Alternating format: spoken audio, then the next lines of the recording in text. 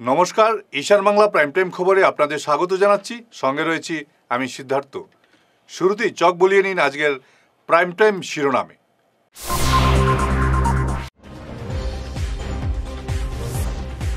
বাংলাদেশ চলো অভিযানে ক্যাপে উঠল শহর করিমগঞ্জ, পুলিশ আন্দোলনকারীর খণ্ডযুদ্ধ।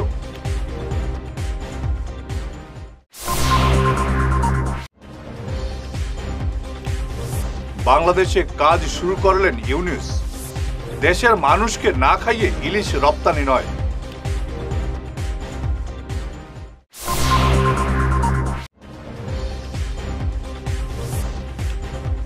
বেহাল জাতীয় সড়কে ধান গাছ রোপণ করে কালাইনে প্রতিবাদ যুব কংগ্রেসের।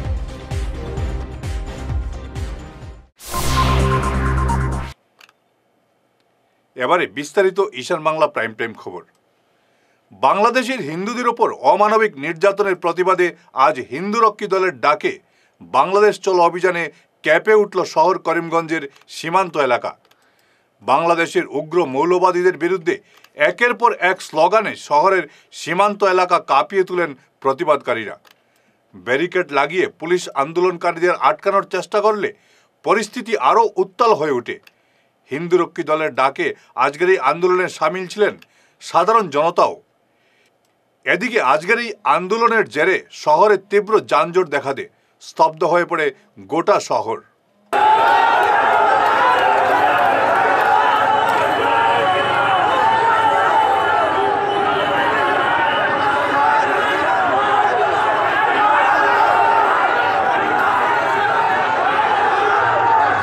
गुरुजी महाराज की जय, हर हर महादेव। आज 11 আগস্ট হিন্দু রক্ষী দলের ডাকে যেভাবে বৃহৎ সনাতন সমাজ এগিয়ে এসেছে চলো বাংলাদেশ অভিযানে, সবাইকে আমার শতকোটি প্রণাম। বাংলাদেশে যেভাবে মৌলবাদী জিহাদিরা হিন্দুদের উপর অত্যাচার করছে, মা বোনদেরকে ধর্ষণ করছে, প্যান্ট খুলে দেখছে এরা হিন্দু কি মুসলমান, দেখে হিন্দুদেরকে হত্যা করছে, তারই প্রতিবাদে আজকে আমরা বাংলাদেশ চলে ডাক দিয়েছি। আজকে আমরা বাংলাদেশে যাব, গিয়ে বাংলাদেশকে পুনরায় ভারতের সঙ্গে মিশিয়ে দিব, যাতে অখণ্ড ভারতে পরিণত হয়। বাংলাদেশ ভারতের অংশ ছিল, এটা বললে চলবে না। অনেক মানুষ আছে আমাদেরকে বলে যে বাংলাদেশ হয়েছে, কি হয়েছে, বাংলাদেশ নিয়ে প্রোটেস্ট করার কি প্রয়োজন। আমরা ভুলে গেছি বাংলাদেশ 1947 খ্রিস্টাব্দের সময় ভারতবর্ষের অংশ ছিল, কিন্তু জেহাদি মৌলবাদীরা দুটি পার্ট করেছিল, একটা ছিল হিন্দুস্তান এবং একটা ছিল পাকিস্তান। পাকিস্তানে ছিল মুসলিমরা আর হিন্দুস্তানে ছিল হিন্দু মুসলিম মিলে। কিন্তু পাকিস্তানে যে জায়গাতে ছিল 18% 19% হিন্দু, কিন্তু আজকের দিনে এই জায়গাতে হিন্দু নেই। বাংলাদেশে দেখা যাচ্ছে আগে ছিল স্বাধীনতার সময় 23%, কিন্তু আজকের দিনে 8%। এইসব দেখে আমরা বয়ে কাচ্ছি যে আগামী দিনে আমাদের করিমগঞ্জে কি হবে। তাই আজকে আমরা এখান থেকে আওয়াজ দিচ্ছি সিলেটে, বাংলাদেশের তখন সরকার নেই, কুকুর ছাগল এগুলা সরকার চালাচ্ছে, এই দিকে হুঁশিয়ারি করে দিচ্ছি তোমাদের আর বেশি দিন সময় নেই।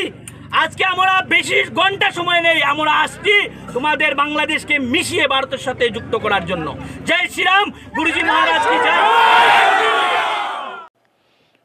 অপারে হিন্দু নির্যাতনের বিরুদ্ধে গর্জে উঠলেন শিলচর 26 নম্বর ওয়ার্ডের জনগণ। গতকাল সন্ধ্যায় ওয়ার্ডের শতাধিক পুরুষ মহিলা এক ধিক্কার মিছিল বের করে বাংলাদেশের ঘটনার তীব্র প্রতিবাদ জানান। ধিক্কার মিছিলটি আশ্রম রোডের 20 ফুটি এলাকা থেকে কলেজ রোডের বাজারে এসে শেষ হয়। নাগরিকবৃন্দের দ্বারা আজকের এক ধিক্কার মিছিলের আয়োজন করা হয়েছিল, যেটা আমরা রাধা গোবিন্দ লেন থেকে শুরু করে কলেজ রোড বাজারে এসে আমরা শেষ করেছি। বিষয় একটাই, গত 15-20 দিন ধরে যেভাবে বাংলাদেশে আমাদের হিন্দু ভাই বোনদের উপরে অত্যাচার করা হচ্ছে, মৌলবাদী জামাতে ইসলামীর যারা সদস্যরা যেভাবে মঠ মন্দির সেখানে ধ্বংস করছে, তার প্রতিবাদে আমাদের 26 নম্বর ওয়ার্ডের সমস্ত শ্রেণীর মাধ্যমে আজকের এই ধিক্কার মিছিলের আয়োজন করা হয়েছে। শুধু এই নয়, আমরা 1971 থেকে দেখেছি যে 80% হিন্দুর রক্তের বিনিময়ে সে দেশ স্বাধীন হয়েছে।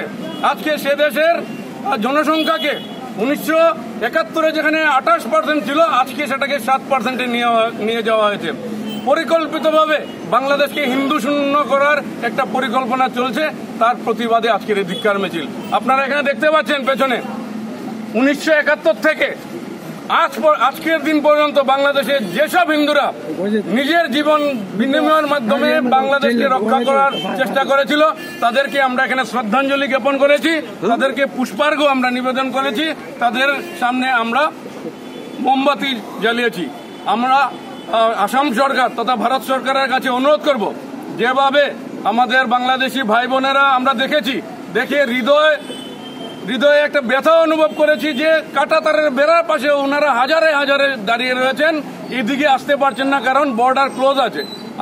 আমাদের সমগ্র মানুষের পক্ষ থেকে মাননীয় প্রধানমন্ত্রী বাংলাদেশে আজ থেকে কাজ শুরু করলেন অন্তর্বর্তী সরকারের প্রধান উপদেষ্টা ডক্টর মোহাম্মদ ইউনুস। এদিকে বাংলাদেশের মৎস্যমন্ত্রী জানিয়েছেন, দেশের মানুষকে না খাইয়ে ইলিশ রপ্তানি করা হবে না। প্রথমে দেশের চাহিদা পূরণ, তারপর রপ্তানি। বাংলাদেশের প্রধান ইলিশ খরিদ্দার ভারত। তাহলে কি ভারতে ইলিশ আসা এখন থেকে বন্ধ হয়ে যাবে? পাশাপাশি আরেকটি ঘটনা সংঘটিত হয়েছে। ঘটনাটি হলো, বাংলাদেশের ইসলামিক ব্যাংকে হামলা চালিয়েছে কিছু লোক, এতে 5 জন আহত হয়েছেন। বেহালে জাতীয় সড়কে ধান গাছ রোপণ করে কালাইনে প্রতিবাদ জানালেন জেলা যুব কংগ্রেস কর্মকর্তারা। কালাইনে 6 নম্বর জাতীয় সড়কের অবস্থা দীর্ঘদিন থেকে বেহাল।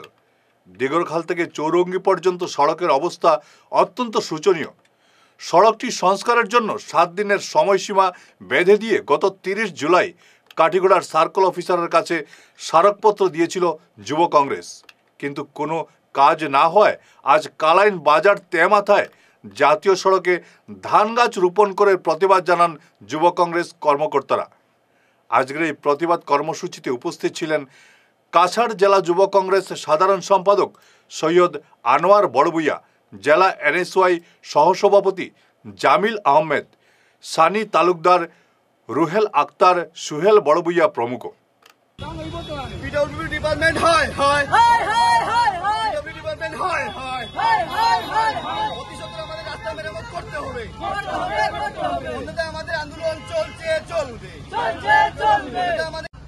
আপনারা দেখা অনেক দিন থেকে আমরা খালাইনের 6 নং জাতীয় সড়ক একবারে খুব শোচনীয় অবস্থা হয়েছে। আমরা বিভিন্নবার জেলা কংগ্রেস থেকে লইয়া যুব কংগ্রেস, খালাইন ব্লক কংগ্রেস, এনএসইউআই আমরা মেমোরেন্ডাম দিছি, কিন্তু এখনো পর্যন্ত কোনো কাজের কিছু করা হয়েছে না। আমরা তারারে সময় দিছিলাম 7 দিন, কিন্তু এখনো পর্যন্ত কোনো হয়েছে না। আমরা আজকে আমরা টেইলার হিসাবে যদি আমরা এই দাবিগুলো পুরা করে না, অতিসত্তর খালাইন 6 নং জাতীয় সড়ক মেরামত না করে, তাহলে আমরা বৃহৎভাবে আন্দোলন গড়িয়া তুলমুখ একটা পুরা বরাকবেলির তার কি একটা ইতিহাস হইয়া তা। আমার মনে হয় বিভাগীয় কর্তৃপক্ষ এবং জনপ্রতিনিধিরা চোখে চশমা লাগিয়ে পড়েছেন, তাই উনাদের এই কালাইনের জাতীয় সড়ক উনাদের চোখে পড়ছে না। অত্যন্ত পরিতাপের বিষয়, আজকে এই জাতীয় সড়ক মানুষ চলাচলের ব্যবস্থা নাই, গাড়ি চলাচল তো দূরের কথা। তাই আমরা গত 30 তারিখ এই সড়ক মেরামতের 7 দিনের সময়সীমা বেঁধে এখানে মেমোরেন্ডাম প্রেরণ করেছিলাম, কিন্তু অত্যন্ত দুঃখের বিষয় আজকে অব্দি বিভাগীয় কর্তৃপক্ষের টনক নড়েনি। তাই আজকে আমরা বাধ্য হয়ে আমরা কালাইনবাসী রাস্তায় নেমে ধান রোপণ করতে বাধ্য হয়েছি, এবং আমরা এই আজকের এই ধান রোপণের মাধ্যমে হুঁশিয়ারি দিতেছি, যদি 1-2 দিনের মধ্যে এই রাস্তা মেরামত করা না হয় তাহলে আমরা কালাইনের জনগণ রাস্তায় নেমে রাস্তা অবরোধ করতে বাধ্য হব। ফিরে আসছি ছোট্ট বিরতির পর, সঙ্গে থাকুন। সোনার সংসার জুয়েলার্স, সোনা মানেই সোনার সংসার। আমাদের এখানে রয়েছে চূড়, বালা, ব্যাঙ্গল, মান্তাসা, চেইন, রিং, চুড়ি। 50,000 টাকার সোনার গহনা কেনাকাটা করলে রয়েছে একটি নিশ্চিত উপহার। 5 লক্ষ টাকার ওপরে কেনাকাটা করলে একটি ডায়মন্ড রিং উপহার হিসেবে পাওয়া যাবে, উইথ 50% মেকিং অফ, অর্থাৎ মজুরি 50% ছাড় রয়েছে। ইএমআই সিস্টেমে সোনা পাওয়া যাবে, মাসিক কিস্তিতে সোনা কিনতে পাওয়া যাবে। 12 মাসের কিস্তি জমা দিলে 13 মাসের কিস্তি সম্পূর্ণ বিনামূল্যে। পুরনো সোনার বদলে নতুন সোনার গহনা পাওয়া যাবে। এছাড়াও আমাদের মধ্যে রয়েছে ডায়মন্ড রিং, গলার হার, মঙ্গলসূত্র। ন্যূনতম 50,000 টাকার বিয়ের সেট পাওয়া যায়। সব ধরনের আধুনিক গহনা পাওয়া যায়। তাই আর দেরি না করে চলে আসুন আমাদের সোনার সংসার জুয়েলার্স শোরুমে। আমাদের ঠিকানা NN Dutta road, Silchar 1।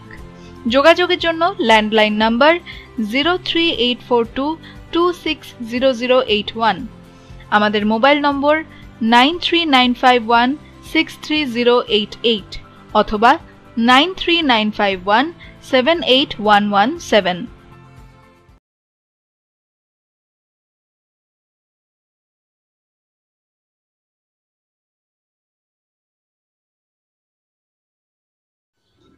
Energy healing সেন্টারে আসুন।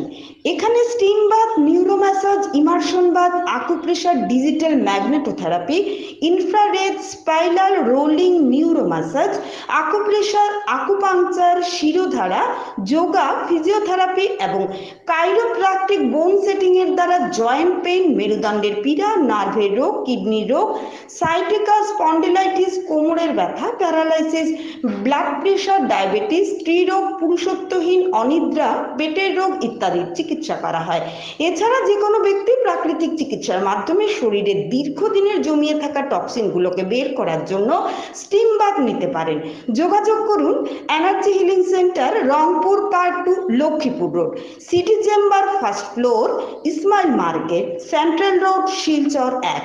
মোবাইল নাম্বার 9395732456, 9435070286 এবং 03842223183। অগ্রিম বুকিং প্রয়োজন।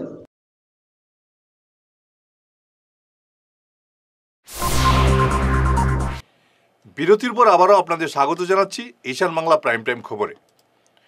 শিলচরে শুরু হলো গ্যাস্ট্রোকন 2024 এবং লাইভ কর্মশালা। মেহেরপুর এলাকার এক অনুষ্ঠান ভবনে গতকাল এই কর্মশালার সূচনা হয়। প্রদীপ জ্বালিয়ে কর্মশালার সূচনা করেন জেলাশাসক রোহন কুমার ঝা সহ অন্যান্যরা। প্রোগ্রামের উদ্দেশ্যটা কি? এই প্রোগ্রামের উদ্দেশ্য যে আমরা লোকাল ডাক্তাররা যাতে আরও বেশি শিখতে পারি এবং এখানে লোকাল পেশেন্টরাও তারা যে বাইরে থেকে আয় তারা যদি এটা বেনিফিটটা পায়, যেটা তারা যেমন নেত্রকোণে তারা ফ্রি অফ কস্ট করে, যেটা এখন বাইরে গিয়ে প্রত্যেকে 2-3 লাখ টাকা পাচ্ছে। তো এটা এখানে অটোমেটিক গ্যাস্ট্রোকন কনফারেন্স একটা চ্যারিটেবল ট্রাস্ট আমার মা বাবার নামে আছে, বাবা বঙ্কবিটি হেলথ কেয়ার ফাউন্ডেশন, তারা এটা ফ্রি অফ কস্ট করাইয়া দেয়।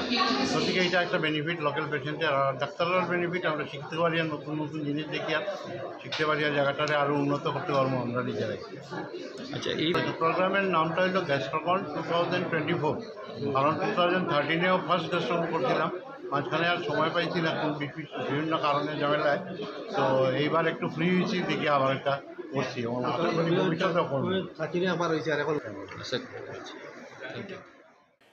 শিলচর ডিএনকে বালিকা বিদ্যালয় কর্তৃপক্ষের গাফিলতিতে বিপাকে পড়েছে মাধ্যমিক পাস এক ছাত্রী। পায়েল দাস নামের এক ছাত্রীর মার্কশিট ও সার্টিফিকেটে ইংরেজি বানানে নাম ভুল রয়েছে, যার ফলে ছাত্রীর এখন কলেজে অ্যাডমিশন নিতে অসুবিধা হচ্ছে।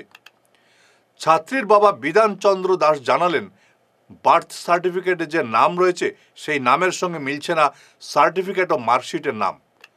তথ্য পাঠানোর সময় স্কুল কর্তৃপক্ষের গাফিলতিতে এমন হয়েছে। এখন তাকে এ ব্যাপারে সমাধানের জন্য বারবার গুয়াহাটি ছুটতে হচ্ছে। এতে অনেক টাকা খরচ করতে হচ্ছে তাকে। একজন নিম্ন মধ্যবিত্ত হিসেবে তার পক্ষে এই খরচ বহন করা মোটেই সম্ভব হচ্ছে না। স্কুল কর্তৃপক্ষের গাফিলতিতে যাতে আর কোনো পড়ুয়া এমন হয়রানিতে না পড়ে, তাই বিষয়টি তিনি জনগণের নজরে এনেছেন।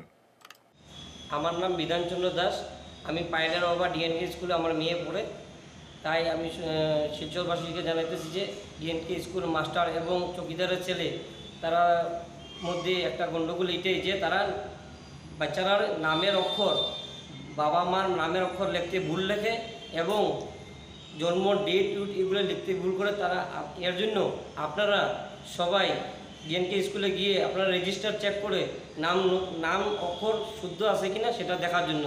তাই আপনাদের কাছে আমার অনুরোধ শিলচরবাসীর জন্য। ধন্যবাদ। ইয়াসি এবং প্রভাতী দেবী চ্যারিটেবল ট্রাস্টের যৌথ উদ্যোগে আজ অরুণাবন্ধ চা বাগানে বিনামূল্যে এক চক্ষু পরীক্ষা শিবিরের আয়োজন করা হয়। চৌধুরী চক্ষু হাসপাতালের সংগঠক প্রিয়ম চৌধুরীর উপস্থিতিতে ডাক্তার রাহুল যাদব এবং ভবতোষ দেব মোট 107 জন রোগীর চোখ পরীক্ষা করেন। এদের মধ্যে চোখের ছানি শনাক্ত করা 33 জনের বিনামূল্যে অপারেশন করা হবে চৌধুরী চক্ষু হাসপাতালে। ইয়াসির পক্ষে ক্যাম্প ইনচার্জ দীনেশ কাহার, কেন্দ্রীয় কমিটির সভাপতি সঞ্জীব রায়, উপসভানেত্রী বন্দিতা ত্রিবেদী রায়, অলোক কর্মী প্রমুখ উপস্থিত ছিলেন শিবিরে।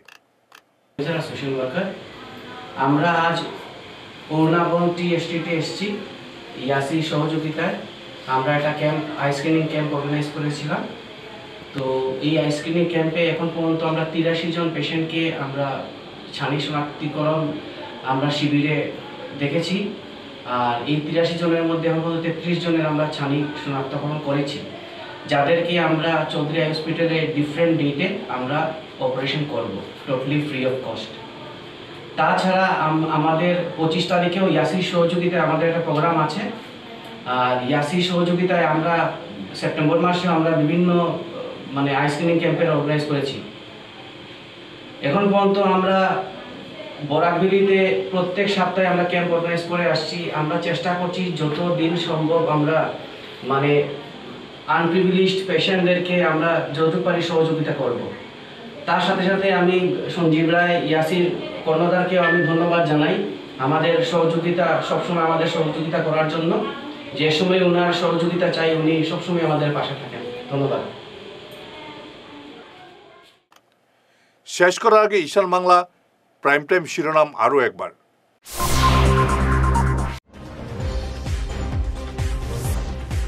বাংলাদেশ চলো অভিযানে কেঁপে উঠল শহর করিমগঞ্জ, পুলিশ আন্দোলনকারীর খণ্ডযুদ্ধ।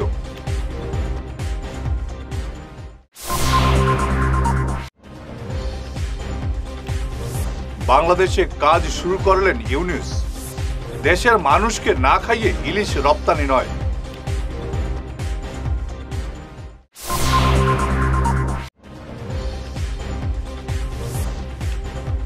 বেহাল জাতীয় সড়কে ধান গাছ রোপণ করে কালাইনে প্রতিবাদ যুব কংগ্রেসের।